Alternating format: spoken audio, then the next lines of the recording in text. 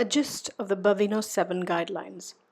The stages of cirrhosis. Stage 1, no varices, no ascites. Stage 2, varices are present but there's no bleed and there's no ascites. Stage 3 is ascites is present plus or minus varices. And stage 4 is when there is variceal bleed plus or minus ascites. HVPG, hepatic venous portal gradient, is the gold standard for assessing portal hypertension. We use an N-hole compliant balloon occlusion catheter. We inject contrast when the occlusion balloon is inflated to confirm the position and to exclude hepatic venous-to-venous communication. Deep sedation interferes with HVPG values, but light sedation with midazolam 0.02 milligrams per kg does not. Slow speed up to 7.5 millimeters per second, permanent tracings of pressures are recommended. CSPH is clinically significant portal hypertension. The definition: HVPG of more than 5 millimeters mercury indicates sinusoidal portal hypertension. At viral and alcohol-related cirrhosis, HVPG of more than or equal to 10 indicates CSPH. In NASH, CSPH can occur even if the HVPG is lower than 10. In a patient with HVPG of more than or equal to 16 millimeters mercury, there is an increased risk of short-term mortality after surgery. Portal pressure gradient. This should be measured before and after a TIPS procedure. It's in those with variceal bleed. Those with variceal bleed, lowering of PPG to less than 12 millimeters of mercury is associated with complete protection from portal hypertensive bleed. PPG remeasurement is recommended in order to evaluate the need for a TIPS revision. CACLD is compensated cirrhosis or compensated advanced chronic liver disease, CACLD. The criteria to identify this are LSM, liver stiffness measurement of less than 10 kPa in the absence of other clinical or imaging signs rules out a CACLD. If it's more than 15 kPa, it's highly suggestive of CACLD, and in between 10 and 15 could be CACLD. The rule of 5 for LSM by TE elastography is 10, 15, 20, 25 kPa to denote the progressively higher relative risk of decompensation and death.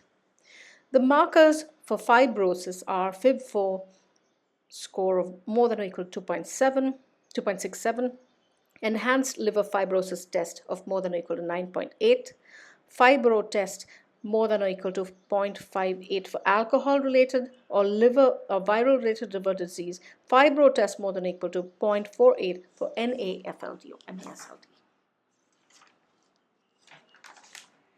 The diagnosis of CSPH in CACLD. The LSM of less than or equal to 15 kPa plus a platelet of more than 150,000 rules out a CSPH. And that has sensitivity and specificity of more than 90%. If the LSM is more than or equal to 25 kPa, it rules in a CSPH with a positive predictive value more than 90%.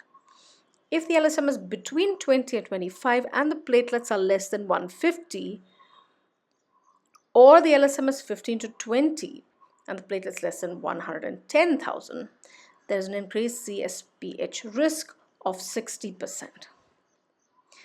If the patient cannot take a non-selective beta blocker for some reason, we screen for varices if the kPa is more than 20 or the platelets are less than 150,000. The algorithm for non-invasive determination of CASLD and CSPH: less than 5 is normal, less than 10 we can exclude CACLD. If it's more than 10 and between 10 and 15, If the platelet is more than 150,000, you can exclude CACLD. If it's between 10 and 20 and the platelets are more than 150,000, you can avoid doing an OGD. Now, if the KPA is more than 15, you can assume CACLD, and if it's more than 25, you can assume clinically significant portal hypertension in the presence of HCV, HBV, alcoholic liver disease, and non-obese NASH. Statins are encouraged.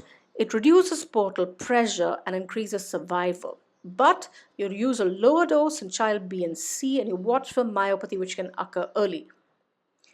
IV albumin is indicated in AKI more than stage 1A, SBP, large volume paracentesis, and HRS.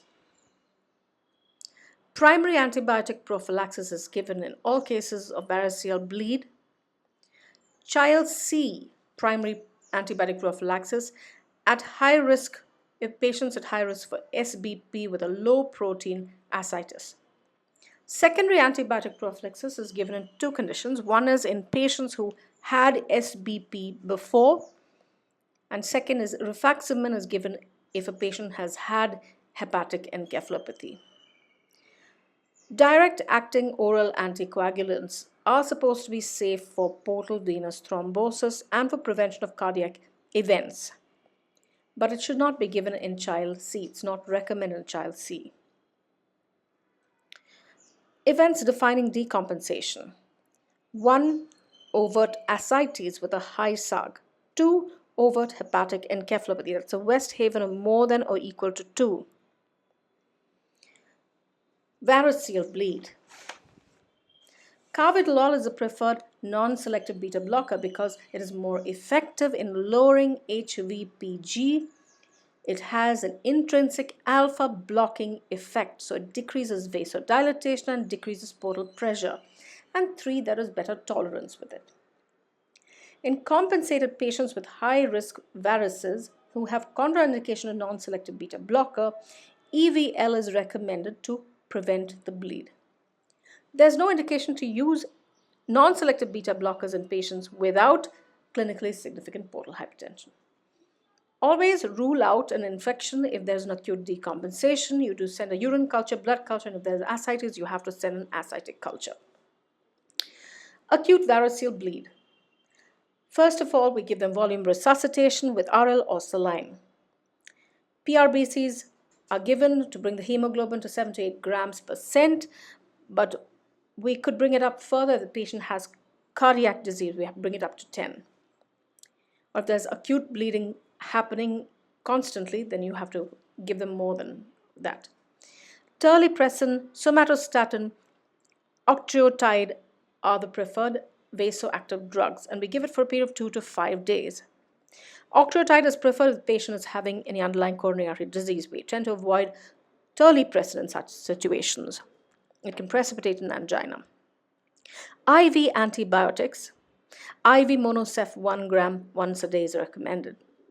Oral nutrition must be started ASAP.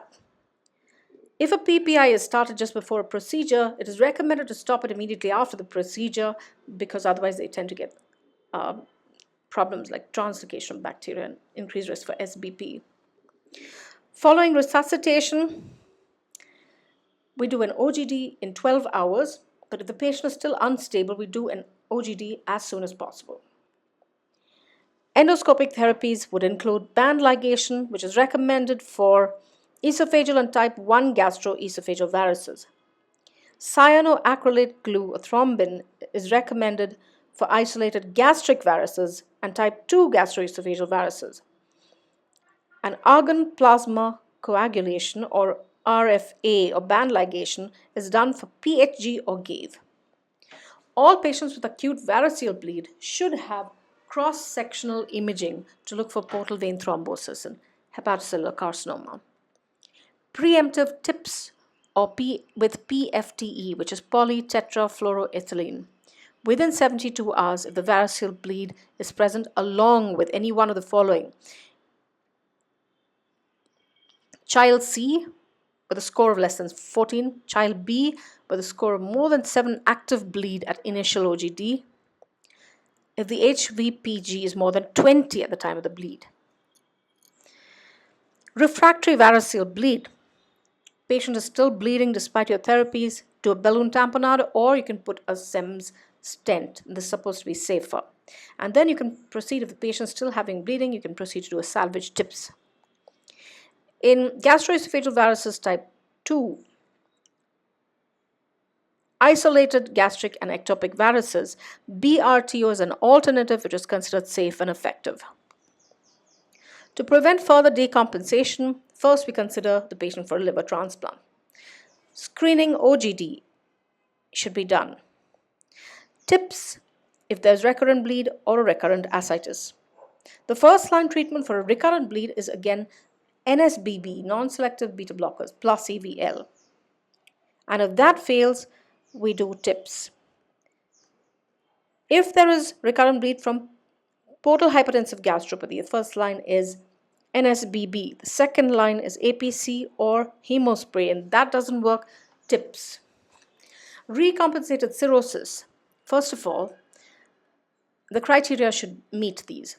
One is the cure of the primary etiology, example HCV or HBV, or their sustained alcohol abstinence. Number two, the patient should be off diuretics with the resolution of ascites, off laxative and rifaximin with the resolution of hepatic encephalopathy, and absent variceal bleed for more than 12 months to consider recompensated cirrhosis. And number three, there should be a stable improvement in liver parameters like the INR, albumin, and bilirubin. Budd-Chiari syndrome. This is a consequence of obstruction to hepatic venous outflow, and it's diagnosed when there's obstructed hepatic vein lumen or hepatic vein collaterals are present along with absent patent hepatic veins. Liver biopsy is only done if there's obstruction of small hepatic veins which are not seen on imaging. The treatment is long-term anticoagulation. We usually don't give heparin unless the creatinine clearance is less than 30 because they have a tendency to develop heparin-induced thrombocytopenia. In stenosis, if it's a short-length stenosis, angioplasty and stenting can be done. Next option is TIPS, and the next option is liver transplant if all else fails. If they're present with an acute liver failure, we have to do an urgent liver transplant.